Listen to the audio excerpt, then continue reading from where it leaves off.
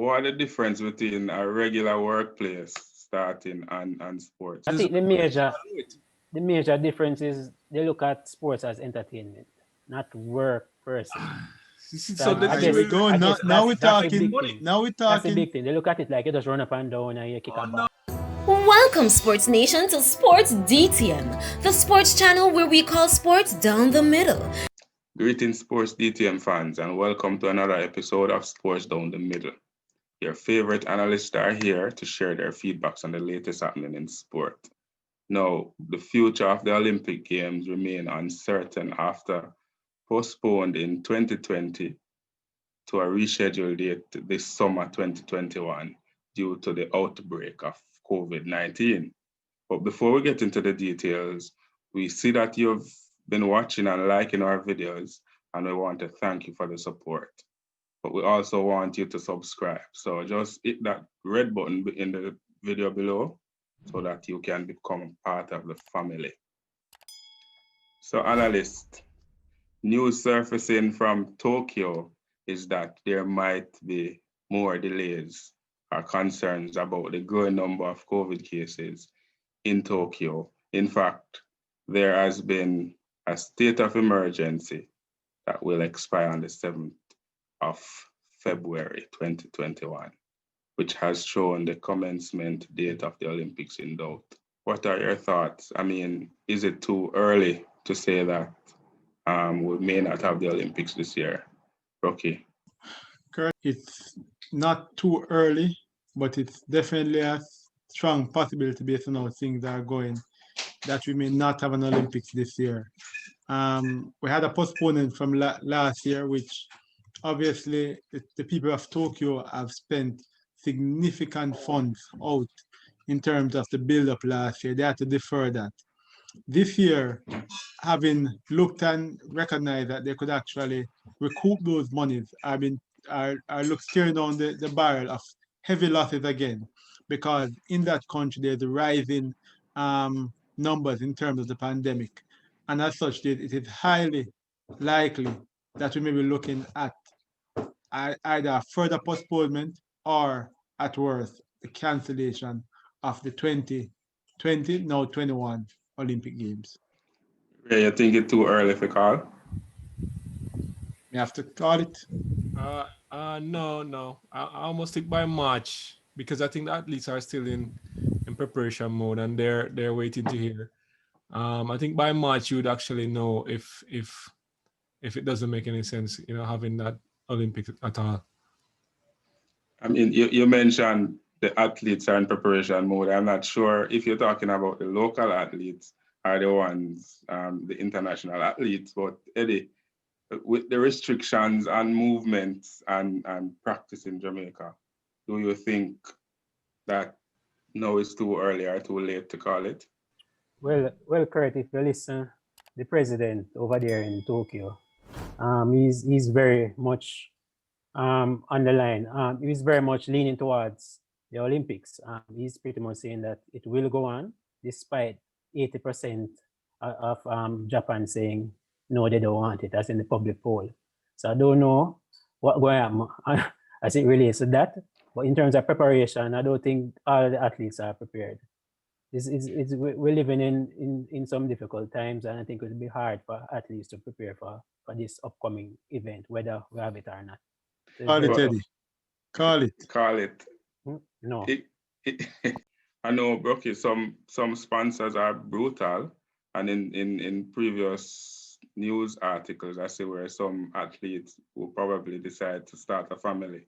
As soon as they make that decision, the sponsors them cut. So now that the athletes are not running, you think they might be facing the same sort of treatment now? Oh, absolutely. The sponsors generally, as far as they're concerned, not a charitable organization. And as such, for them, they want to get their brand out there in the market. They want to get to be able to display to people in their faces. That's what they pay for. That's why they back athletes, so their brand can get into the space. If it is that's not going to be there, if the end game is that the athletes can't actually go to the biggest stages, such as the Olympics, where you have a very large audience or viewership, being able to look at their product and get a very good reach, then certainly they are going to also want to cut back on what they spend on the athlete, who they endorse, because it's tough time. They're trying to cut down. They're already losing out in the market, and as such, they want to try to ensure that the money is properly spent for their shareholders. So sponsorship deals are going to be really hard for athletes. Okay, the persons who already have contracts, notice Kurt mentioned the pregnancy thing. Those are clauses probably written in the contracts. I don't think a pandemic is a clause written in a contract. So whatever contractual terms the sponsors have with the players who they already have, that is good. I think that's going to go throughout. Well, what might be written, Ricky, written in the contract is if the conditions have deteriorated significantly in the market, that pretty much have disrupted how their operations go, they may very well be forced to chop your sponsorship.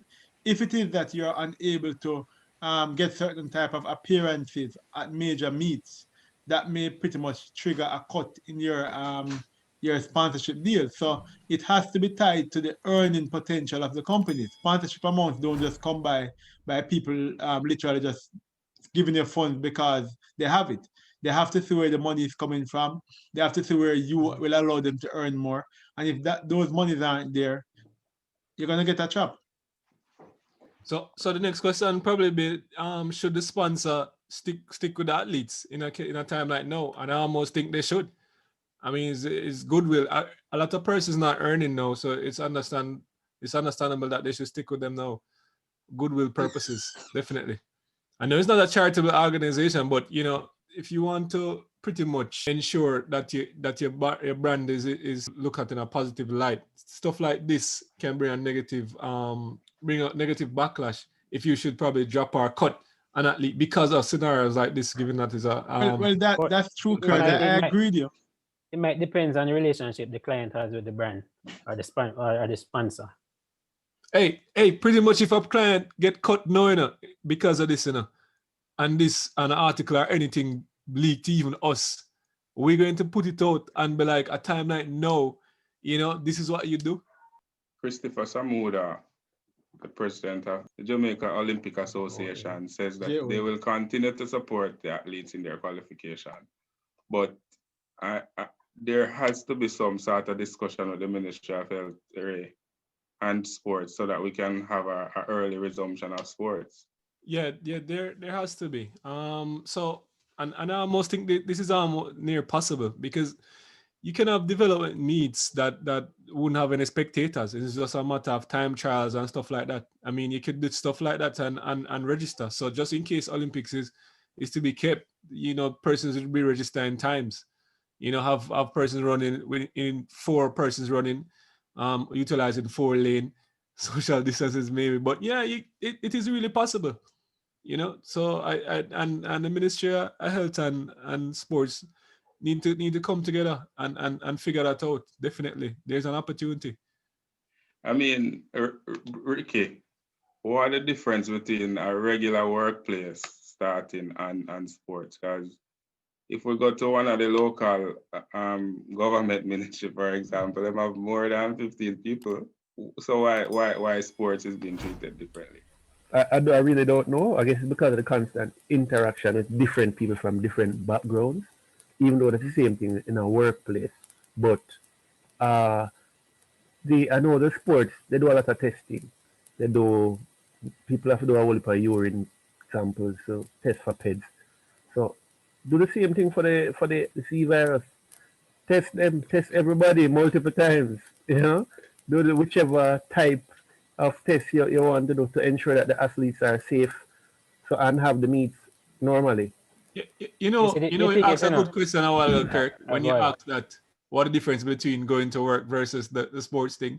Because I'm going to work and I'm not doing a PCR test before I enter the office. It's just a thermometer and a You're not been told to go to the bathroom. So I don't even know, So the business has to continue, and that is work for them. And I think the major difference is they look at sports as entertainment, not work person. So there we go. Now we're talking. That's a big thing. They look at it like you just run up and down and you kick a ball. No, man. But I thought that was done from just the perception. You think so? Yeah, that's what I think. That's, If you're not that's wearing the a big jacket problem. and tie, if you're not wearing a jacket and You're tie, right, Eddie. you're You're not right. going to work. Okay. You're right. You know what I mean? You don't see it as a job. You don't see it as Entertainment a and job. run You up look at and it as down an and sweat. entertainment. You run Yeah. and Yeah. sweat and jump. May I first think, so the Eddie, sports thing, especially athletics, would be one of the easier ones no, to actually no. Lot set of up, as contact. opposed to All the right, football so one might be a little tricky, but the athletic one, no, I almost think that's one of the easiest one Eddie, to Eddie, it's the nail right on the head. The truth is that the people see sports as not a valuable economic driver, right? At the end of the day, they can value the taxes that come from certain sports. They can value it from certain industries, but they really can't put a serious value on how sports contributes to the economy, right? It's more informal. A part of that is because a lot of sporting associations don't produce regular financial statements. You can't quantify the type of taxes they earn from it. A lot of informal sector into it. So therefore, they can't really value it and they see it as entertainment and they like to tell us that you have a lot of extracurricular activity going around in sports. So it's not seen as a business, and that's a big part of the problem. Otherwise, they just restarted sports. They can't understand the connectivity of sports and people's lives and livelihood, and that's the major problem. So sports people pretty much starved from last year to now.